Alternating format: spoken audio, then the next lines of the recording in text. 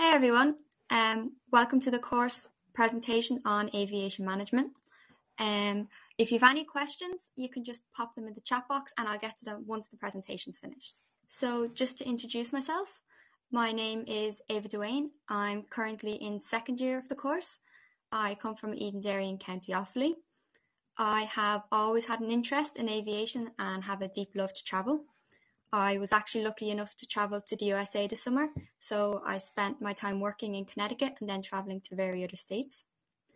I'm also an ambassador here at DCU, and I can be contacted at any time on the Unibuddy platform, and this can be found on the Chat with Students section of the DCU website if you have any questions about the course or just about studying in DCU in general. So just to give a brief overview of the course, I suppose, the CAO code is DC117. It's a 4-year long course and it's based on the Glasnevin campus at DCU. It's a level 8 degree. The minimum points last year were 481 and have been averaging around this the past couple of years, so it's something to be mindful of. So this course is a business course and it's part of the business school faculty at DCU. With it being a business degree, we study general business topics and then also some specialist aviation topics. This course is totally suitable for those interested in a career in aviation, management roles, air traffic controlling, or becoming a pilot. So people who complete this course go on to have successful careers in a variety of different areas.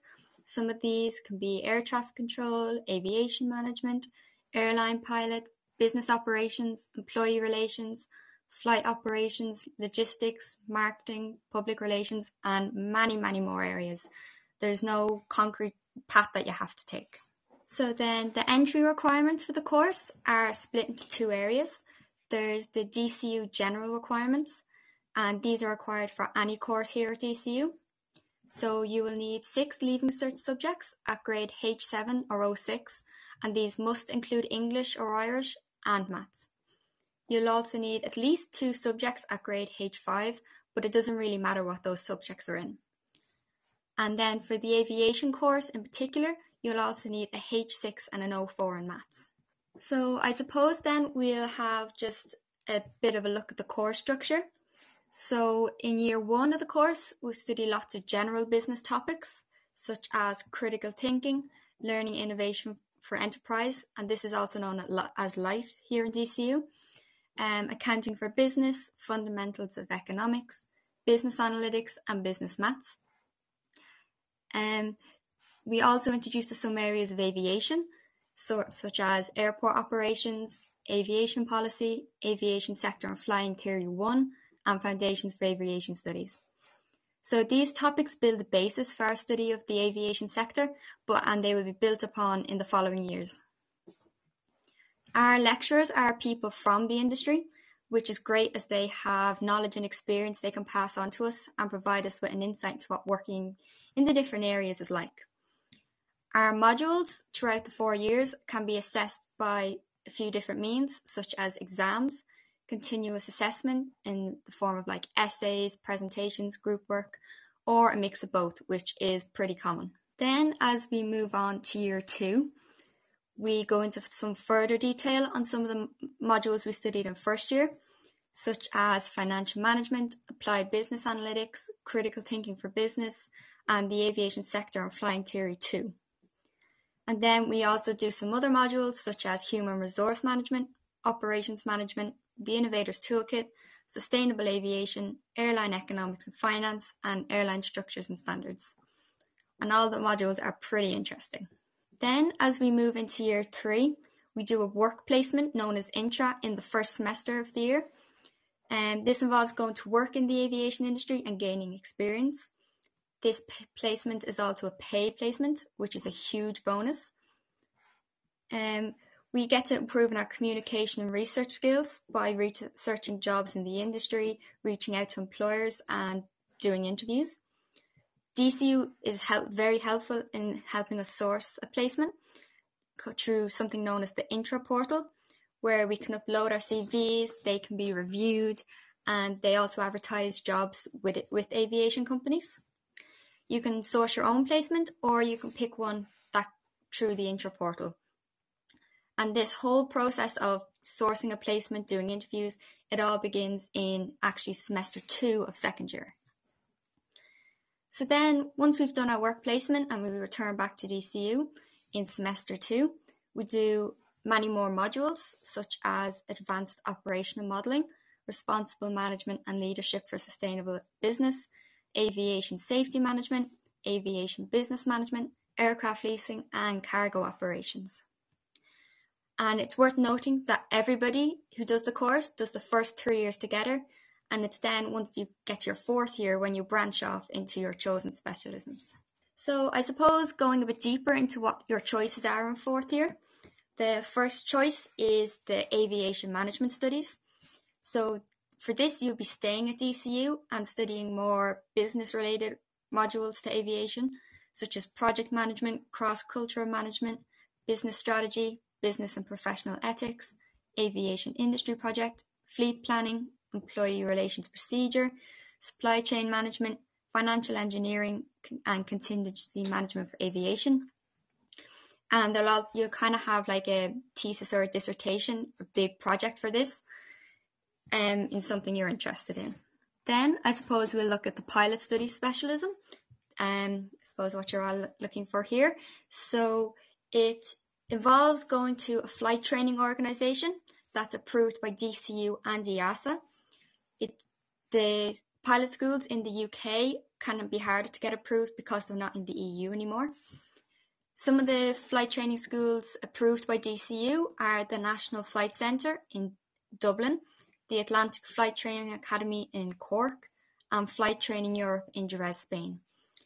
Students who choose to do the pilot studies aim to qualify as a commercial pilot with the Airline Transport Pilot Licence or the ATPL licence. The most important factor of this is the costs. So it can cost anywhere between €75,000 if you're studying in Ireland, or up to €100,000 if you're studying abroad, probably in the EU. And these costs are paid by you, the student, and not DCU. And the flying theory modules that we've mentioned in year 1 and year 2 prepare you for all the knowledge for the theoretical knowledge exams for ground school for the pilot license, which is pretty helpful.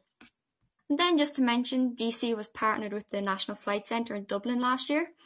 And what this is aiming to do is to try and introduce starting the ground school process in year 3 instead of year 4 to try and get you to finish your license quicker and hopefully graduate with the rest of your class. So in order to graduate from DCU, you will need to provide DCU with 3 things. So the first will be your ground school exam results, which is kind of basically the theory end of it. Then you'll get your certificate of results to fly. And then once you've finished all of your training, you will then write a reflection on the training process, what you thought, what was difficult, what was good. And then once you've all them, you can graduate from DCU for the pilot study specialism. So this takes about 15 to 18 months to complete your flight training, which means you might need to register for a 5th year at DCU, but this does depend on how soon you start training once you leave DCU. So after year 3, if you wait a couple of months to start your flight training, depending on where you get placed, this could take you extra time and then be having to go into the 5th year. But hopefully now that DCU has partnered with the National Flight Centre, this will quicken up your process for you. And then the last choice you can have is the air traffic controller studies. So for this, you will train with an organisation such as the IAA, or there's many abroad in Europe. You will need to complete aptitude tests and go through the selection process to be accepted to an organisation. These aptitude tests are known to be very difficult, and there'll also be medical tests and things like that before you can be accepted.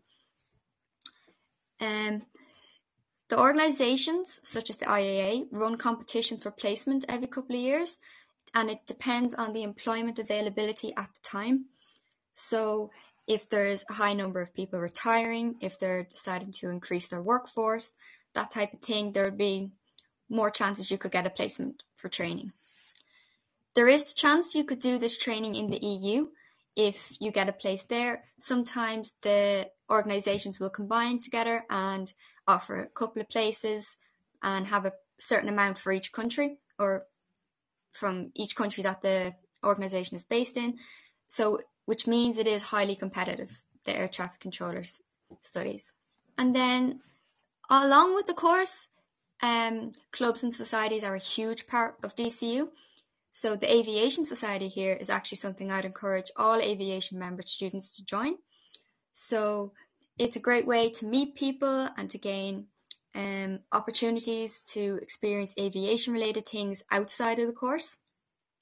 They often organise guest speakers from the industry, such as Enda Cornelia, who is the country manager for Emirates Ireland, Gavin Hartnett, who is an ex-air traffic controller and is now an Aer Lingus first officer, Michael O'Leary, the CEO of Ryanair, and many more over the past couple of years and in the future.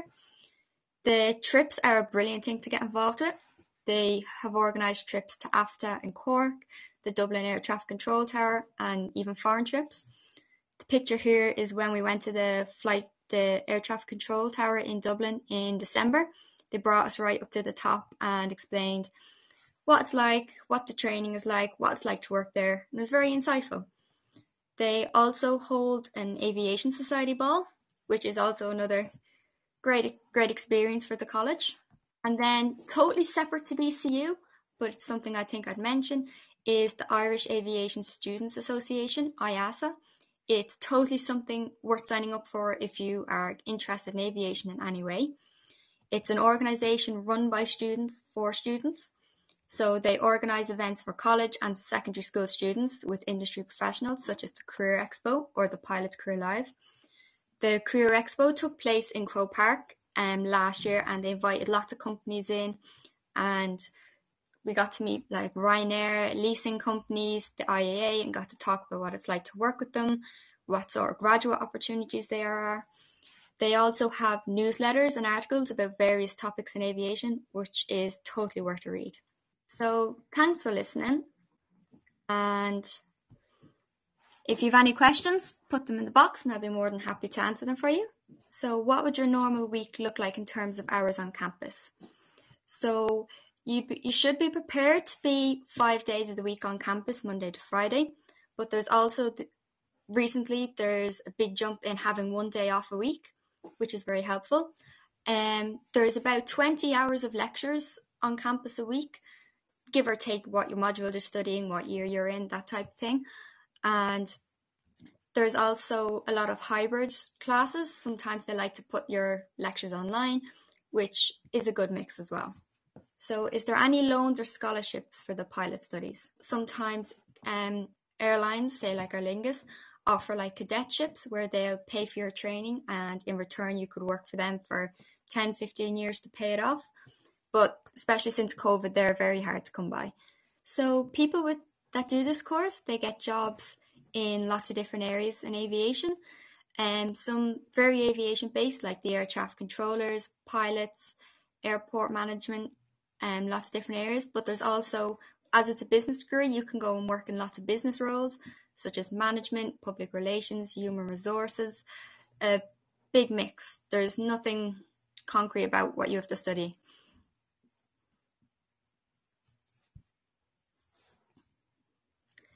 So do you need any previous secondary school level knowledge of physics for the flight modules? It's not a requirement for the course. It is very handy to know, but the lecturers do teach everything from the very beginning as if nobody has done it before, which is very useful because the likes of myself, I didn't study physics and, I was learning from the beginning. So it was very helpful that they, started at the scratch. So it's easy to follow along. So what type of assignments are given? So a lot of your assignments could be essays, kind of like academic research. You could be doing group presentations on a topic. Reflections towards the end of a module are also very common. It can very, very differ much from what they give, to be honest. There could be like quizzes. Sometimes there's little MCQ, multiple choice questions throughout the year that can be worth something towards the end. So, but it is a lot of essays and things like that as well.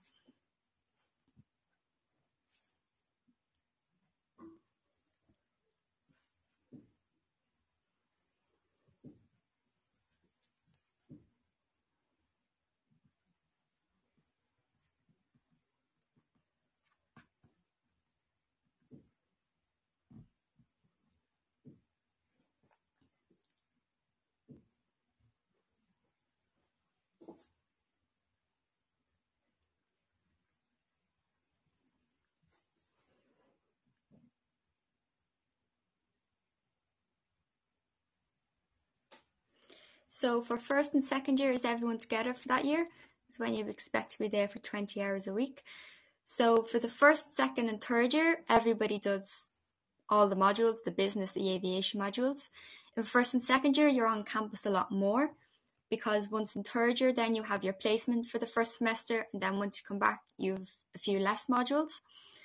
The 20 hours a week is about an average, and as you say, some weeks you have a weekday off, which is pretty useful as well. And for your first, second and third year, as a lot of your modules are business-based modules, you'll be mixed with some of the larger courses like the business course, the accounting course, that type of thing. So some of your lectures can be very large or they can be very small with your aviation class. So thanks for listening.